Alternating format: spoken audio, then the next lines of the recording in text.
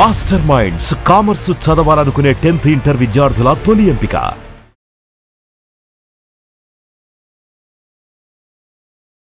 నమస్కారం శ్రీ ఆచార్య అనంతకృష్ణ స్వామి గారు. నమస్కారం. ప్రతిసారి ప్రతి దాంట్లోనూ ఒక కొత్త మాటని దాంతోపాటు అలవాటు చేయడం ఆడియన్స్కి అలవాటు చేయడం, ఆ సబ్జెక్ట్ను బయటికి తీసుకెళ్ళడం, ప్రతి విషయంలోనూ ఒక్క నెగిటివ్ కూడా లేకుండా అన్నీ పాజిటివ్ తీసుకెళ్తూ ముందుకెళ్ళటం అనేది, దాంతోపాటు తెలియకుండానే గ్రాటిట్యూడ్ని క్రియేట్ చేయడం, వ్యక్తిగతంగా ఎటువంటి బాధ్యత కలిగి ఉండాలి, సామాజికంగా ఎటువంటి బాధ్యత కలిగి ఉండాలి అండ్ గోసేవ చేయటం అనేది ప్రతి విషయంలోనూ ప్రతి దాంట్లోనూ తెలియకుండా ఒక మోటివేషన్ అయితే ఉంటుందండి. మనీ మంత్ర వీడియోలో ఏం చెప్తున్నారు సార్? అంటే ఇక్కడ విషయం ఏంటంటే మన సబ్జెక్ట్ మనీ అండి. మన సబ్జెక్ట్ మనీ కూడా వచ్చిన తర్వాత మనిషి ఏదైనా చేయగలుగుతాడు, అంటే చేసేంత కెపాసిటీ వస్తుంది.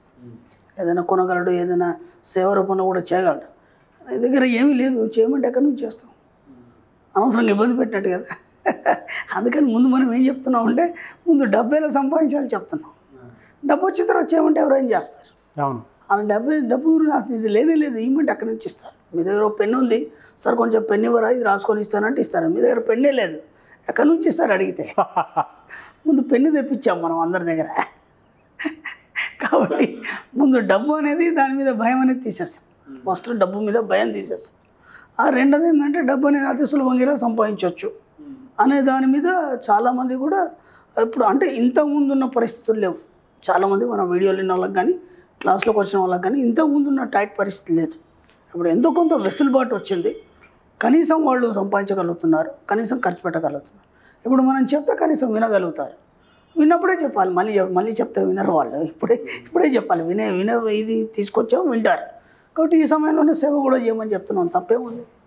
కాబట్టి ఏదైనా చెప్తాం మనం. డబ్బు వచ్చిందంటే ఏమైనా చెప్తాం, ఏదైనా చేస్తాం. డబ్బున్నవాడే ఏదైనా చేయగలడు. అందుకే మన సబ్జెక్టులు ఏం చెప్పుకున్నాం అంటే సంసారం గొప్పవాడా, సన్యాసి గొప్పవాడా అంటే సంసారం చాలా గొప్పవాడు. ఎందుకంటే ఆ సన్యాసికి బాధ్యతలే ఉండవు, ఆయన యోగము, ఆయన విధి విధానం అంతా వేరు.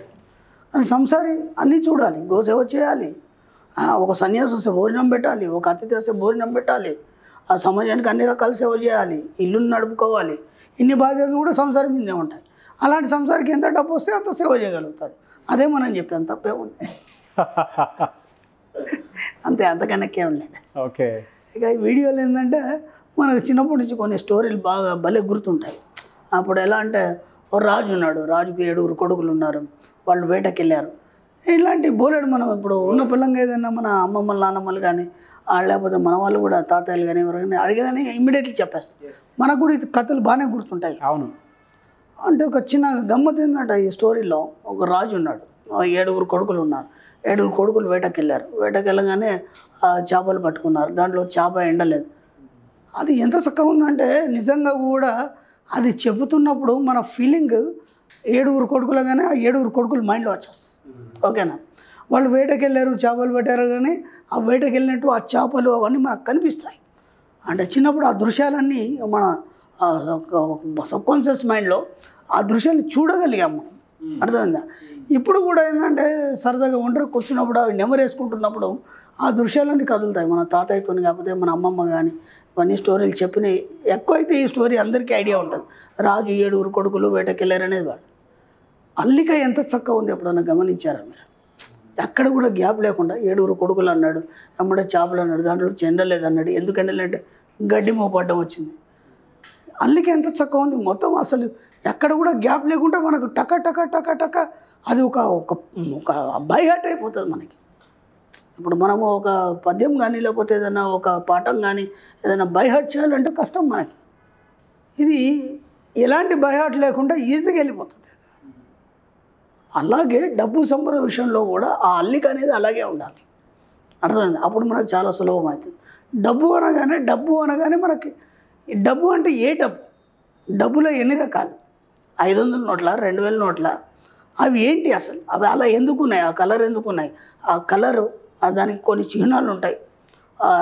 అవన్నీ కూడా మన మైండ్లో రావాలి. దాని మీద ఎన్ని భాషలు ఉంటాయి, ఎన్ని లాంగ్వేజెస్ ఉంటాయి, ఆ యొక్క ఆకారం, ఆ యొక్క స్ట్రక్చర్ అనేది మన సబ్కాన్షియస్ మైండ్లో ముద్రపడాలి. ఓకే.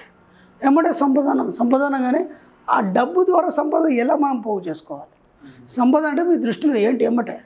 ఏంటి సంపద అంటే ఏమనుకుంటున్నారు? ఎప్పటి నుంచో కుర్చీ కొనాలనుకున్నారు, అవునవును, ఎప్పటి నుంచో ఎప్పటి నుంచో ఒక మంచి సోఫా సెట్ కొనాలనుకున్నారు. ఏమంటే అది మెదలాలి మీకు.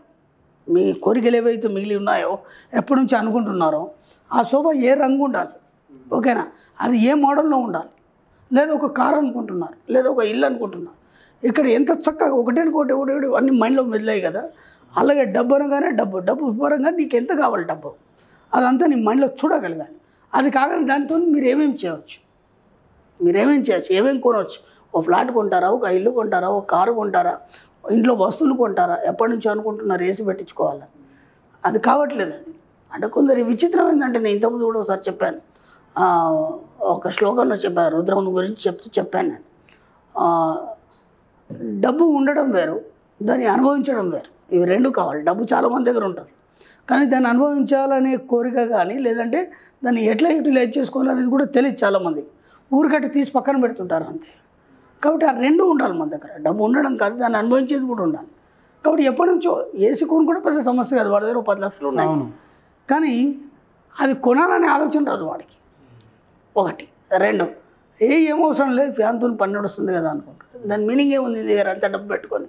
ఆ ఏసీ ఎవడి కోసం, కంపెనీ కోసం తయారు చేసుకున్నాడా, మనం సుఖాలు అనుభవించడానికి చేశాడు వాడు. ఆ సుఖాన్ని నేను ఒక్కసారి జీవితంలో చూడాలి కదా. పెట్టుకొని పడేసే మళ్ళీ అవసరమైతే. అందుకని ఇక సెంట్రల్ వేసి పెట్టుకో, మళ్ళీ తర్వాత పెట్టేసిన తర్వాత మళ్ళీ సెంట్రల్ వేసి పెట్టుకో. ఇవన్నీ ఎవరి కోసం ఇక్కడ సృష్టించబడ్డాయి? మనం ఆనందపడడానికి, మనం సుఖపడడానికి. వాటన్నీ చూడకుండానే మనం పోతే అర్థం ఏముంది అంత డబ్బు పెట్టుకొని? కాబట్టి ఇలా ప్రతి దగ్గర కూడా అల్లిక అనేది అలా ఉండాలి.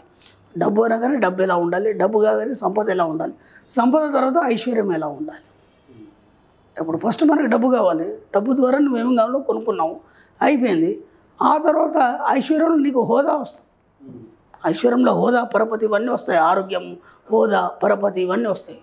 ఇంత డబ్బు ఉండి ఇవన్నీ కొనుక్కున్న తర్వాత నీకు హోదా, పరపతి లేకపోతే కూడా అది అంత సంపాదించి కూడా వేస్టే. కాబట్టి వీటన్నిటిని కూడా ఎప్పుడైతే మనం రాజు 7 కొడుకులు స్టోరీని ఎలాగైతే చూడగలిగామో, ఎండ్ ఆఫ్ ది డెత్ వరకు మీ యొక్క లైఫ్ని అలా అల్లికలాగా మీరు ఒక డిజైన్ తయారు చేసుకొని మీ మస్తిష్కంలో ప్రతిరోజు చూడండి. మీరు ఎంత దాన్ని ఒక స్టోరీలాగా అల్లుకొని మీరు అలా చూస్తుంటే, మీరు ఏదైతే డిజైన్ తయారు చేస్తారో ఆ డిజైన్కి అనుగుణంగా విశ్వం మిమ్మల్ని తయారు చేస్తూ చివరి దాకా దాన్ని అలాగే తీసుకెళ్తుంది. ఎక్కడైనా మీరు మధ్యలో ఏమైనా చిన్న డిస్టర్బెన్స్ చేశారంటే అదే చూపిస్తుంది. కాబట్టి నెగిటివ్ వద్దు, ఇక ఓన్లీ పాజిటివే. కాబట్టి అల్లిక అనేది ఒక సిస్టమేటిక్గా మీరే అల్లుకోండి, ఎవరికైనా చెప్పకండి.